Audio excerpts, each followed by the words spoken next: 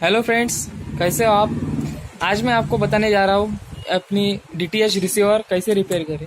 तो फ्रेंड्स, मेरे पास ये डीटीएच रिसीवर है। ये इसका पावर सप्लाई फ्रेंड्स, ये जो शुरू नहीं हो रहा है, देखो मैं आपको ऑन करके दिखाता। ये देखिए फ्रेंड्स, ये ऑन नहीं हो रही, इसमें से बारीक आवाज़ आ रही है, तो मैं इसको ऑफ कर देता हूँ। तो फ्रेंड्स, इसमें कभी कभी डायरेक्ट आपको पावर सप्लाई बदलना गिरना पड़ता है। तो यहाँ पर ये देखिए फ्रेंड्स, यहाँ पर एक कंडेंसर इसका ख़राब हो गया, डैमेज हो गया।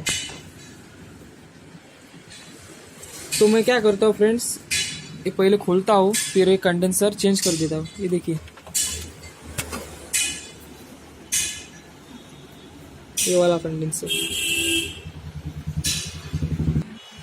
तो मैंने फ्रेंड इसका पावर सप्लाई निकाल दिया है। ये देखिए फ्रेंड्स, ये वाला कंडेंसर। तो मैं इसको अभी निकाल लेता हूँ।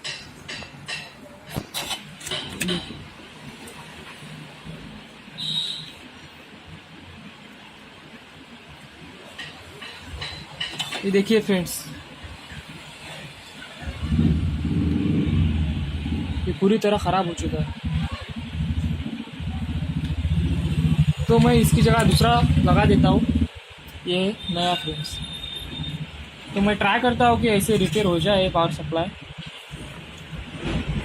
ये ऐसे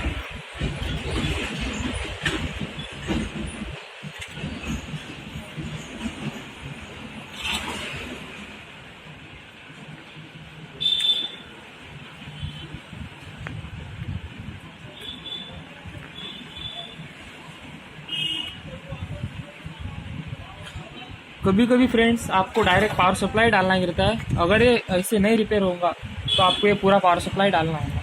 तो फ्रेंड्स, मैं इसके स्क्रू वापस लगा लेता हूँ। तो फाइनल फ्रेंड्स, मैंने इसके स्क्रू लगा दिए, ये यहाँ पर है, अरे यहाँ पर। तो अब देखते हैं फ्रेंड्स, ये ऑन होता है कि नहीं।